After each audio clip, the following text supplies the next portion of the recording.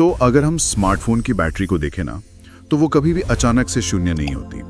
मतलब स्क्रीन पर कोई ऐसी बड़ी वार्निंग नहीं आती कि भाई अगले 1 सेकंड में फोन पूरी तरह से बंद होने वाला है। ऐसा तो कभी नहीं होता। बिल्कुल होता असल में ये है कि बैकग्राउंड में ना दर्जनों हिडन एप्स चल रहे होते हैं। कभी लोकेशन सर्विस ऑन है, फोन वाईफाई नेटवर्क की तलाश कर रहा है, या फिर कुछ एप्स ऑटो अपडेट हो रहे हैं। हाँ, और हमें पता भी नहीं चलता। सही बात है, फोन क्लैश नहीं होता, बस चुपचाप धीरे धीरे उसकी बैटरी खत्म होती जाती है। और फिर अचानक एक पल आता है जब स्क्रीन पूरी तरह से काली हो जाती है। मनोवैज्ञानिकों का मानना है कि आधुनिक रिश्तों के टूटने का सबसे बड़ा कारण भी यही बैकग्राउंड ड्रेन है। बैकग्राउंड ड्रेन, ये बहुत ही सटीक शब्द है इसके लिए, है ना। कोई बहुत बड़ा धोखा नहीं, कोई नाटकीय लड़ाई नहीं, बस धीरे धीरे खत्म होती हुई भावनात्मक बैटरी।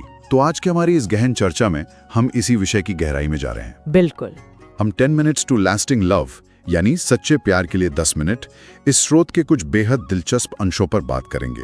और हमारा मिशन ये समझना है कि आखिर रिश्तों में दरार आती कैसे है और कैसे एक बहुत ही छोटी सी आदत इस पूरी समस्या को सुलझा सकती है। मुझे लगता है कि ये बैकग्राउंड ड्रेन वाला विचार सीधे हमारे आज के विषय की जड़ तक जाता है, क्योंकि अक्सर समाज में ये माना जाता है कि जब दो लोग अलग होते हैं तो उसके पीछे कोई बहुत बड़ी वजह होती है। कोई तूफान या कोई बड़ी गलती। एग्जैक्टली। लेकिन ये स्रोत कुछ और ही बताता है।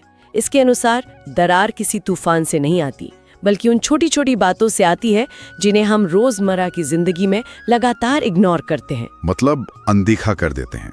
और यही सोचने वाली बात है कि जो लोग एक ही छत के नीचे रहते हैं, रोज एक ही डाइनिंग टेबल पर खाना खाते हैं, वे भावनात्मक रूप से मीलों दूर कैसे हो जाते हैं।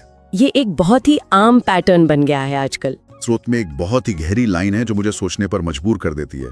उसमें लिखा है कि आजकल ज्यादातर रिश्तों में प्यार कम नहीं होता, बल्कि लोग उसे एक्सप्रेस करना यानी व्यक्त करना बंद कर देते हैं। और इसके पीछे ना एक बहुत ही दिलचस्प विज्ञान है। अच्छा, विज्ञान कैसे? हाँ, जिसे एवोल्यूशनरी साइकोलॉजी या विकासवादी मनोविज्ञान कहा जाता है। देखिए, इंसान का दिमाग मूल रूप से एक कैलोरी बचाने वाली मशीन है। मतलब वो हमेशा ऊर्जा बचाना चाहता है। बिल्कुल। इसका मुख्य काम है हमें जिंदा रखना। तो जब कोई नया रिश्ता शुरू होता है तो दिमाग डोपामाइन और ऑक्सीटोसिन जैसे हार्मोन्स का पूरा सैलाब छोड़ देता है ताकि हम उस रिश्ते को सुरक्षित कर सकें। वो जो शुरुआत का हनीमून फेज होता है। सही कहा। लेकिन जैसे ही कमिटमेंट हो जाती है, एक कंफर्ट जोन बन जाता है। दिमाग को लगता है कि चलो भाई, ये रिश्ता अब सुरक्षित है, अब ये ऊर्जा कहीं और लगाई जाए। अरे वाह, मतलब दिमाग रिश्ते को सीधा ऑटो पायलट मोड पे डाल देता है। एकदम सही। और वो ऊर्जा फिर करियर, ईएमआई, बच्चों की पढ़ाई या दिन भर के अन्य तनावों की तरफ मुड़ जाती है। तो जैसे शिकारियों के दौर में हमारे पूर्वजों को साथी मिल जाने के बाद अपना ध्यान वापस खाना खोजना या गुफा बनाने पर लगाना पड़ता था, कुछ वैसा ही। हाँ, ये कोई जानबूझकर की गई लापरवाही नहीं है। हमारा दिमाग डिजाइन ही ऐसे हुआ है।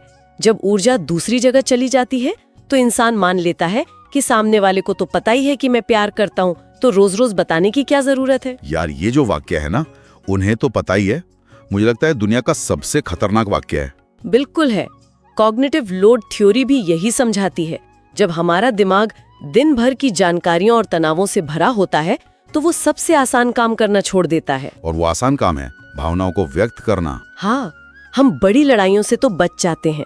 हमारा दिमाग ऐसे प्रोग्राम किया गया है कि हम किसी बड़े विवाद को टाल दें, लेकिन हम उन छोटी छोटी अनदेखी बातों के पैटर्न को नहीं देख पाते। जैसे किसी ने कुछ कहा और फोन से नजरें हटाए बिना बस कह दिया।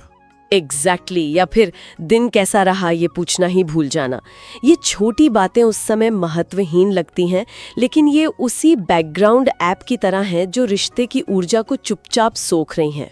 इस पूरी प्रक्रिया को देखकर लगता है कि समस्या बहुत गहरी और जटिल है, लेकिन स्रोत इसका जो समाधान देता है वो सच में चौंकाने वाला है। बहुत ही सीधा और स्पष्ट नियम है। हाँ, नियम ये है कि हर दिन कम से कम 10 मिनट सिर्फ एक दूसरे के लिए निकालें। और सबसे बड़ी शर्त यह है कि इस दौरान कोई मोबाइल फोन नहीं, कोई टीवी नहीं और कोई भी डिस्ट्रैक्शन नहीं होना चाहिए। सिर्फ 2 लोग और उनकी बातें। सुनने में बहुत आसान लगता है ना? रुको, आसान तो है, लेकिन ये सुनने में बहुत ही आदर्शवादी भी लगता है। मैं यहाँ थोड़ा संशय में हूँ। क्या व्यावहारिक रूप से ये सच में संभव है? आप ऐसा क्यों सोचते हैं? मतलब दिन में 24 घंटे होते हैं। एक आम इंसान 9 से 10 घंटे काम करता है, ट्रैफिक में फंसता है, आर्थिक दबाव झेलता है। 23 घंटे और 50 मिनट की इस भारी भरकम भागदौड़ और तनाव के सामने महज 10 मिनट क्या ही उखाड़ लेंगे? ये सवाल बहुत लाजमी है। क्या ये एक बाल्टी पानी से पूरे जंगल की आग बुझाने जैसा नहीं है? ये संशय बहुत स्वाभाविक है। अगर इसे सिर्फ गणित या समय की मात्रा के नजरिए से देखें तो 10 मिनट वाकई बहुत कम लगते हैं। लेकिन यहाँ खेल समय की मात्रा का नहीं है। तो फिर किस चीज का है? यहाँ बात है गुणवत्ता की और न्यूरोकेमिस्ट्री की। जब कोई व्यक्ति पूरे दिन तनाव में रहता है तो उसका शरीर कॉर्टिसोल नामक स्ट्रेस हार्मोन से भरा होता है। कोर्टिसोल। हाँ, ये हार्मोन इंसान को फाइट और फ्लाइट यानी लड़ो या भागो वाली स्थिति में रखता है। ऐसे में इंसान मानसिक रूप से बहुत रक्षात्मक हो जाता है। और जब दो लोग इसी रक्षात्मक स्थिति में इसी स्ट्रेस के साथ घर पर मिलते हैं तो एक छोटी सी बात भी बड़ी बहस में बदल सकती है। सटीक विश्लेषण है ये। अब उन बिना डिस्ट्रैक्शन वाले 10 मिनटों की बात करते हैं। हाँ, बताइए। जब कोई इंसान अपना फोन किनारे रख देता है, आंखों में आंखें डालता है और अपना पूरा ध्यान यानी अनडिवाइडेड अटेंशन दूसरे को देता है तो ये दिमाग के लिए एक बहुत शक्तिशाली संकेत होता है। अच्छा, वो कैसे काम करता है? ये दिमाग में